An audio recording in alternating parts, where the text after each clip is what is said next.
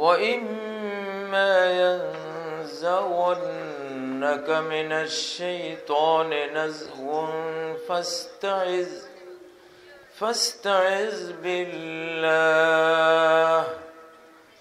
إنه هو السميع العليم إن الله وملائكته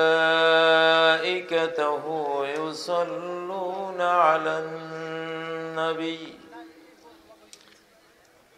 يا أيها الذين آمنوا صلوا عليه وسلموا تسليما اللهم صل على محمد وعلى آل محمد كما صليت على إبراهيم وعلى آل إبراهيم إنك حميد مجيد اللهم بارك على محمد وعلى آل محمد كما باركت على إبراهيم وعلى آل إبراهيم إنك حميد مجيد اللهم اجعل القرآن العظيم ربيع قلوبنا ونور صدورنا وجلاء حزننا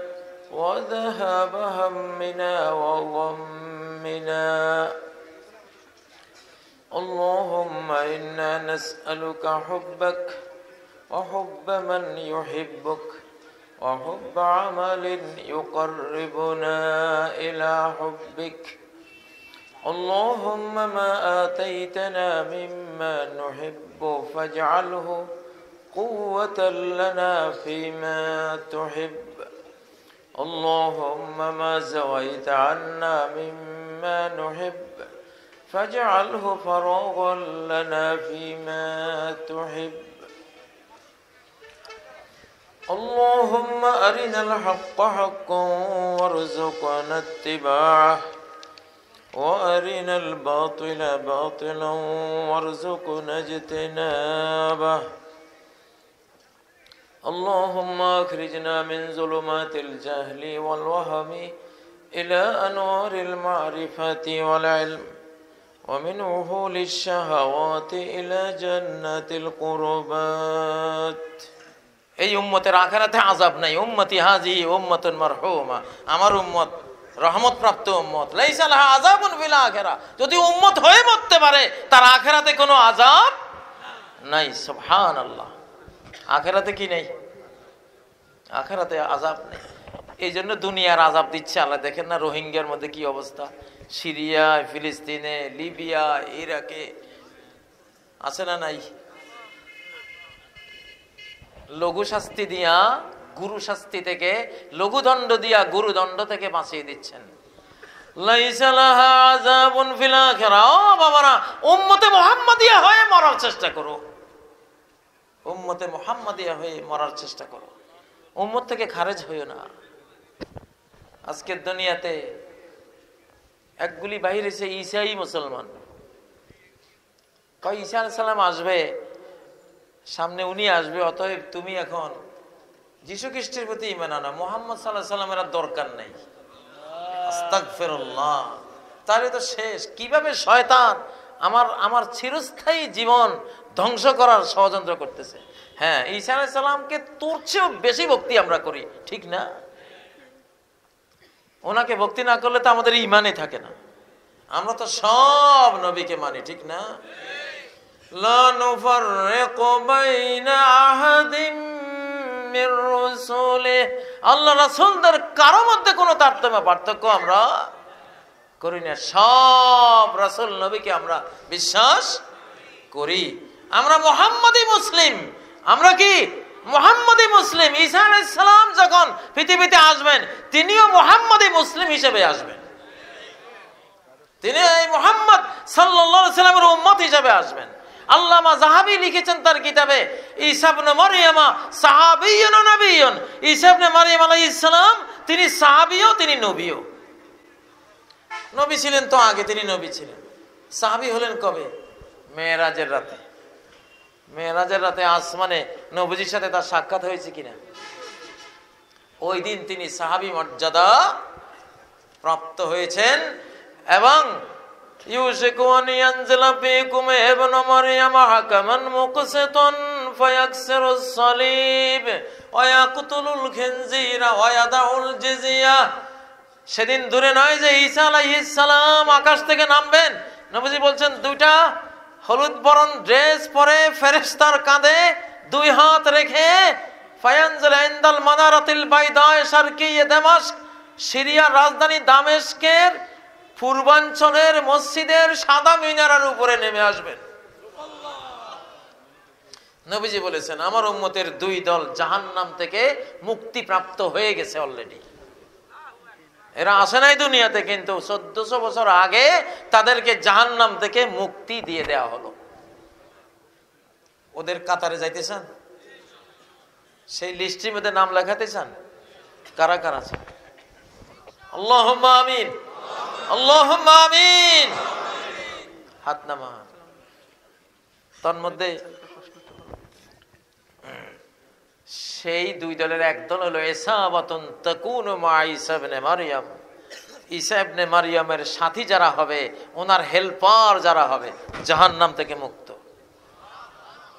আগামী বিশ্বে আমরা কোটি কোটি মানুষকে দেখবো সব জান্নাতি। আল্লাহু আকবার। কারণ ঈসা আলাইহিস সালামের সাথী যাদেরকে দেখবো সব কি জান্নাতি। আল্লাহু আকবার। এত বড় সৌভাগ্য আমাদেরকে হাতছানি দিচ্ছে, ইনশাআল্লাহ আমরা পাবো। জি, প্রশ্নগুলি দেন তাড়াতাড়ি। ভাইয়া আমাকে প্রশ্ন উত্তরের জন্য একটু সময় ওনারা চেয়েছেন, দেন।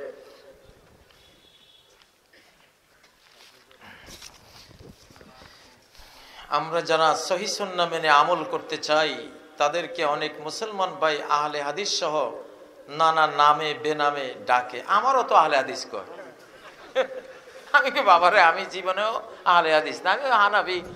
আমার বাবা হানাফি, দাদা হানাফি, নানা হানাফি, 14 গোষ্ঠী কি হানাফি। কিন্তু আমরা হাদিস পড়ি, হাদিস পড়াই, নবীজির হাদিসের মধ্যে যা পাই আমল করি। নবীজি কি বলেছেন? ইমাম আবু হানিফা রাহমাতুল্লাহ আলাইহি কি বলেছেন? ইজা সাহহাল হাদিস ফাহুয়া মাযহাবি। হাদিস সহিহ হলে এটা আমার মাযহাব। ইমাম আবু হানিফা রাহমাতুল্লাহ আলাইহির এই কথার বরকত এত বেশি হয়েছে যে তুরস্কের যে ইসলামী খেলাফত 620 বছর 3 মহাদেশে ইসলামের ঝান্ডা উড়িয়ে রেখেছিল। 620 বছর। কয়শো বছর? এই পুরা খেলাফত তারা চালাইছে হানাফি মাযহাবের ফিকহের উপরে। আল্লাহু আকবার। শতাব্দীরও বেশি কাল যে আব্বাসী খেলাফত ছিল, সেখানে ইমাম আবু ইউসুফ রহমতুল্লাহ আলাইহি হানাফি মাযহাবের, উনি কাজীউল কুযাত ছিলেন না? শুনে আইম্মারা নিজেদের রাস্তা ক্লিয়ার করে গেছেন যে আমাদের কোনো ইজতিহাদ করা মতামত যদি হাদিস, নবীজির হাদিস, এজা খালাফা কওলি কওলুর রাসূল সাল্লাল্লাহু আলাইহি সাল্লাম ফাদরিবু বিকওলি উরদাল হায়েত, আমার কথা যদি নবীজির হাদিসের খেলাফ পাও, আমার কথাকে প্রাচীরে ছুঁড়ে মারো, নবীজির কথাকে মাথার উপরে নাও। রাস্তা ক্লিয়ার না? হাদিস মানলে সে হানাফি হয়। হাদিস মানলে সে কি হয়? যে যত বেশি হাদিস মানবে সে তত বড় হানাফি। কেউ যদি এটা কাটতে চান তাহলে আসেন আমার লগে, কাটেন দেখি। ইমাম আবু হানিফা রাহমাতুল্লাহ আলাইহির বক্তব্য, ইমাম সাহেব, আমরা গাছের গোড়া ধরছি, আগা ধরি নেই। আমরা ইমাম আবু হানিফাকে ধরছি, পরে কত কিছুই তো হয়েছে। ওনার নাম বাঙ্গাইয়া কতজনে কত রকম কথা কয়, এদের কোনো ভ্যালু নাই। ভ্যালু কার? ওনার মূল ইমাম সাহেব। উনি কত বড় আল্লাহর ওলি ছিল, চিরকাল ওনার নামটা সুদ্ধা এই পৃথিবীতে আল্লাহ তাআলা চিরস্থায়ী করে দিয়েছেন। চারটিখানি কথা না, আইম্মায়ে আরবার এক একজন কত বড় ইবাদত গুজার। আল্লাহ আকবার। ইমাম শাফিঈ রাহমাতুল্লাহ আলাইহি রমজানের দিনে 1 খতম, রাতে 1 খতম দিতেন কোরআন। আর সারা বছর এইভাবে প্রতিদিন খতম চালাইতেন। ইমাম আবু হানিফা রাহমাতুল্লাহ আলাইহি তো 1 রাতেই এরকম খতম করছেন বলে বহু রওয়ায়াত আছে। হযরত উসমান রাদিয়াল্লাহু তাআলা 1 রাকাতে কোরআন খতম করেছেন, এটা রওয়ায়াতে আছে। ওনারা আউলিয়া আল্লাহ, ওনাদের উপরে কোনো দোষ ধরা যাবে না। দোষ আমরা করি, ওনারা ভুল করলেও 1 সওয়াব পাবেন, আর শুদ্ধ মতামত দিতে পারলে 2 সওয়াব পাবেন। এরা উম্মতের অনেক বড় বড় খেদমত গুজার, আল্লাহ ওনাদেরকে জান্নাত নসিব করেন।